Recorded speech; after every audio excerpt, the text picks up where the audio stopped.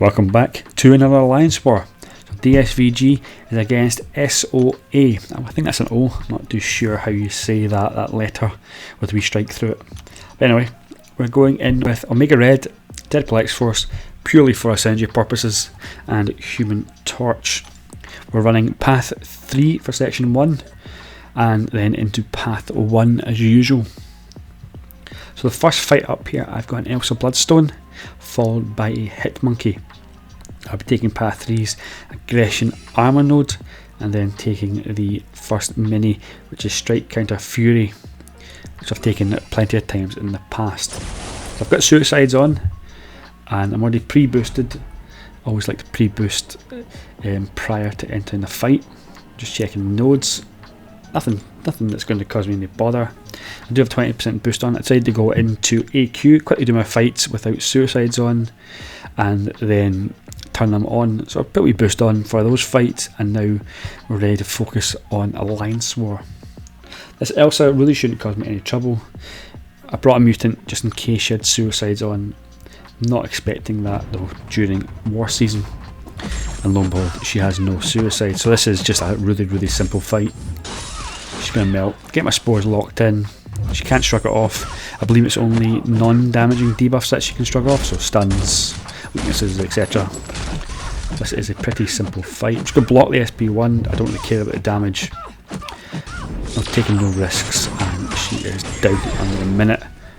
Nice wee easy start to the war, and we move on to the first mini boss. That is a Hit Monkey. It's only a 5-star, so not to worry about that as well. Boosts are still up, and the aim here is don't use a heavy and don't use specials unless you're going to use it to kill him, because once you knock him down he activates both his abilities, so it's Primal Rage and Assassin's Cunning, and he will shrug off the damage over time debuffs or a stun depending on what's first on, and he can evade you and then clap you in the face. With this node it is Strike Counter Fury, so he will be getting a few Furies on, so if he did hit me here the damage would be stupidly high from a champion who is already a pretty busty champion as it is. So I'm just going to bait this heavy out, do a 5-hit combo and end him with my special 2. Another fight under a minute. I think a great start to the war. Super simple fights. Omega is trouncing them. So we move on to Section 2 now. This is the first fight on Path 1. This is a Captain Marvel. It's a rank 3 Captain Marvel. This is on the Vigor node. I'm going to be using Omega Red as well. Say not to use Torch because his Incinerates fuel her binary charges, so she'll be up at 5 Furies and the Indestructible within a couple of seconds. So couple that with the Vigor node. It's going to be a longer fight with more chance to die, especially when you give her unblockable specials like that one there. I wasn't ready to evade, so I just blocked it, played it safe, get my heavy off here, and she's just melting at this point. This is just a pretty simple fight, despite being a rank 3. Captain Marvel doesn't really offer anything defensively that is a major worry on this node. I'm guessing they placed her there because of the interaction with Incinerates, but remember that, and she is now in the bin. Super simple fight, under a minute again, and another solo. So really good start to war, and hopefully this will continue. So the next fight up is one I've fought many times before. It is Infinity War Iron Man. It's on Lionheart, so this is why I need my pre-fight ability from Human Torch. If you use the normal Incinerates and reverses healing, you will take massive damage back, and to be honest, you probably won't solo it. So this is quite a popular placement here, but with Human Torch it's a pretty simple fight. You got the pre-fight, which Iron Man just fuels to make stronger with his energy based attacks. So once I block that first medium, then I get a smolder charge. I could block the special one, the beam attacks on it, but I'm going to evade it. I'm trying to preserve my health as much as possible and not run the risk of mistiming a double parry on it. I've done that in the past and the shock damage is pretty nasty. here, Iron Man is just melting. My smolder charges are going up, and my temperature is staying pretty high from the energy-based attacks. So I'm just going to shallow evade this SB1. Again, evade it. I'm not worried about keeping my temperature high or anything. I'm not worried about this fight at all either. With the buffet node, he's going to regen sometimes, but with the pre-fight ability, then it's not going to matter because he is just absolutely melting. In a wee second, I do have a little bit of a scary moment. I get a message through. I forgot to turn them back on again.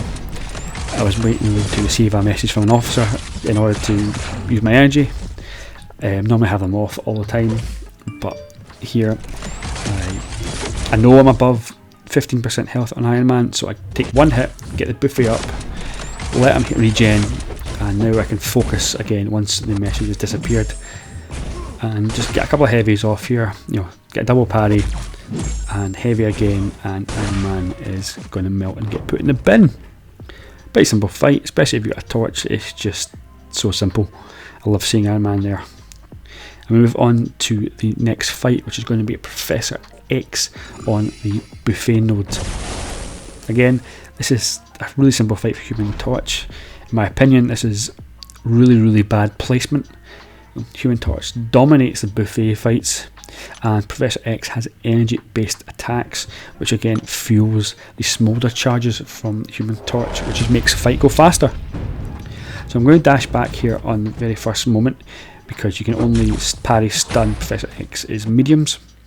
So I missed the parry there, but got the second one and got a wee heavy off. As well as having energy based attacks, when Human Torch is above 10 temperature, we can't miss. So Professor X's falter mechanic is not going to come into play here, because the majority of the fight I am above 10 heat temperature. So it's just a strange placement, because Human Torch dominates buffet so well. This fight is again another really fast fight. He is melting from buffet. I'm just going to wait out here. I'm not dashing in, not doing anything silly. I'm going to get that parry off, get another heavy, get a couple of incinerates on. Just trying to play it safe. Get the range. I like doing heavies just to get the range, so when he dashes at you, you can parry him. I'm also mostly trying to bait out its SP2. It's just a lot easier to evade. You can do it by a range. And Professor X goes down really quick and simple fight. And like I said, bad placement, but I'll take it. So this last fight now is a stun reflection mini boss on the right hand side, and we've got a rank 2 6-star Killmonger. So I've got the perfect counter in Omega Red. And this is where my war, which up to this point was a very good war, it fell apart. I made two fatal mistakes. First one was not putting on an indestructible buff boost thing. The second is parrying on stun reflection. Yeah, I made that mistake. So the idea behind this fight is block and bait out heavies, and I would do one, counter with my heavy to lock in the spores, and two, to get your combo in.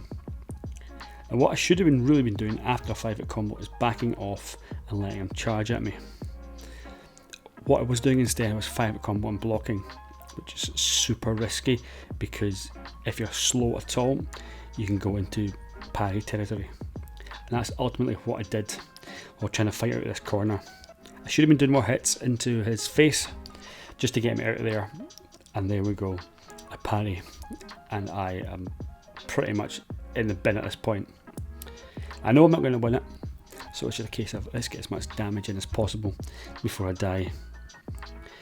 It's a bit disappointing that I died here. It is the 5th death of the season. I've died once in every single war so far, so it's been a terrible performance this season so far for myself. So I need to learn and get better.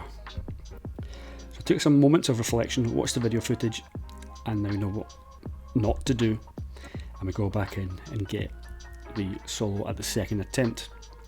Luckily we did end up winning this war, so my death didn't impact it.